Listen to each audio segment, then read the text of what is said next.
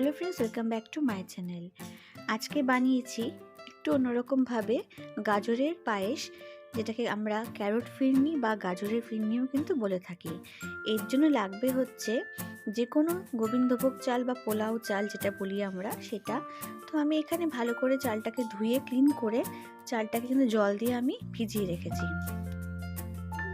আর এদিকে আমি রেডি করে নিয়েছি গাজর কুড়ি। আমি এখানে 3টে গাজর ভালো করে গ্রেট করে নিয়েছি। গাজরের পরিমাণটা আপনারা চাইলে কম বেশি করতেই পারেন। তো এবার আমি একটা প্যানের মধ্যে ঘি নিয়ে নিচ্ছি। ঘিটা জাস্ট গরম করে নেব, তার মধ্যে কাজু কিশমিশ আমি একটু ভেজে নেব, জাস্ট অল্প হালকা ফ্রাই করে এটাকে সরিয়ে রাখবো। আর ওই ঘিয়ের মধ্যেই কিন্তু আমি অ্যাড করে দেব গ্রেটেড গাজরগুলো।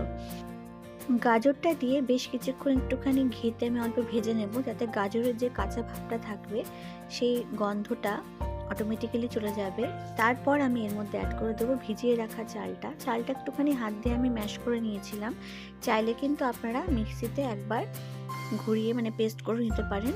পুরো মিহি না, মোটামুটি হালকা। তো আমি এভাবে করতেই প্রেফার করি বেশি। এভাবে খেতেও কিন্তু ভীষণ ভালো লাগে। তো চাল আর গাজর দুটোই ঘিতে ভালো করে আমার 2-3 মিনিট মতন ভাজা হয়ে গেছে। তো যখন দেখবো যে মোটামুটি ভাজা প্রায় হয়ে এসছে, তখন এখানে আমি 1 লিটার মতন দুধ অ্যাড করে দিচ্ছি। তো দেখুন, দুধটা দেওয়ার সাথে সাথেই কিন্তু সুন্দর একটা কালার চলে এসছে। অটোমেটিক্যালি একটা সুন্দর কালার হয়। এর মধ্যে কিন্তু আমি কোনো কালার অ্যাড করছি না। যদি আপনারা মনে করেন কোনো কালার অ্যাড করবেন, তাহলে অবশ্যই এটা অ্যাড করতে পারেন, বাট কালারটা অ্যাড না করাই ভালো। এমনিই কিন্তু দেখতে খুব সুন্দর হয়।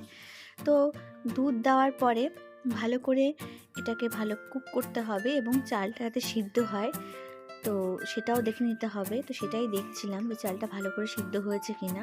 তো চালটা মোটামুটি যখন ভালো করে কুক হয়ে যাবে, তারপরে কিন্তু এর মধ্যে অ্যাড করে দিচ্ছি আমি চিনিটা আমি এখানে 1/2 কাপ মতন চিনি দিয়েছি।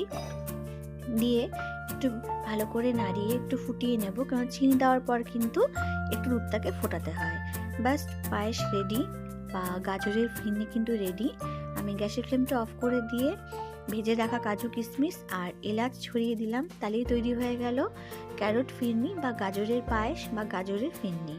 আশা করি আপনাদের রেসিপিটা ভালো লাগবে। একদম সিম্পল, ঘরে শীতকালে বাচ্চাদেরকেও এটা রেসিপি টিফিন হিসেবে দিতে পারেন। তো ভালো লাগলে প্লিজ কমেন্ট করে জানাবেন, লাইক শেয়ার করবেন, please support my channel. Thank you.